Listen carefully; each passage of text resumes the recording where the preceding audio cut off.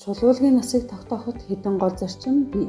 Үүнд супер байрлалын хууль, дайнын геологч Николо Стена үндэслэн энэ хуулиасаар тунмал чулуулгын үйлэл нь насны дарааллаар давхарлан тогтдог бөгөөд дээд талын үе нь доод талын хэсгээсээ залуу настай байдаг.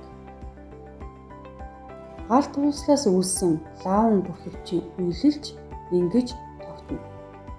Чулуулгын харьцангуй насыг тогтооход энэ аргыг ашиглана. Хэвтээ байрлалын зарчим. Тунмал чулуулгын үйлэл хэвтээ байрлалд оршино.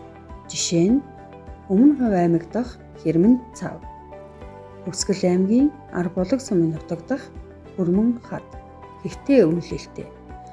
Гэтэл заримдаа ийм үйлэлтэй операци байдаг ч насыг тодорхойлоход энэ зарчмыг баримтлана.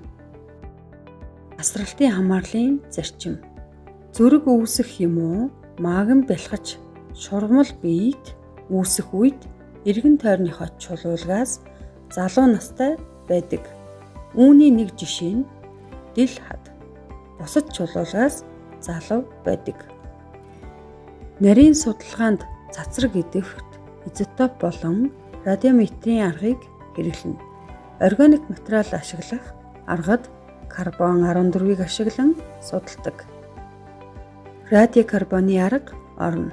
Карбон 14 бол карбоны цацраг идэвхт изотоп юм. Дээр олдсон хамгийн эртний чулуулгын нас болон солирын чулуулгын насыг тооцох зэрэг олон замаар эрдэмтэд дэлхийн насыг 4.5 тэрбум хэмээн үзэж байгаа нь ерөнхийдөө нарны аймаг үүссэн цаг хугацаатай ижил юм. Дээр одоогоор олдоод байгаа хамгийн эртний чулуулга нь Гудзааны булангаас олдсон гинээс 428 тэрбум жилийн настай байгаа тул дэлхий хамгийн багадаа төдий жилийн настай болохыг баталж буй хэрэг юм. Гэвч хамгийн эртний чулуу байсан ч дэлхийн үүснээс хойш чулуулаг үүссэн байх тул дэлхийн насыг тодорхойлоход багадах нь илэрхий юм.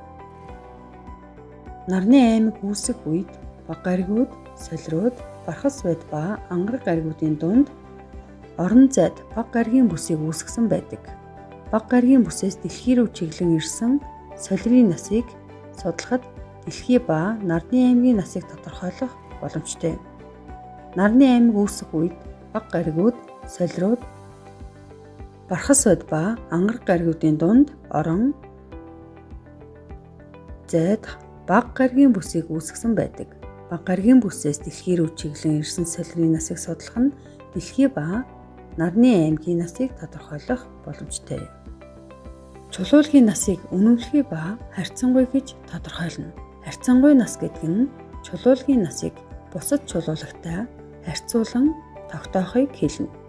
Жишээ нь чулуулгын дотроос килобитийн уул мөр бүхий чулуутсан яс олдсон бол палеозойн үе гэж харьцангуйгаар тодорхойлж болно.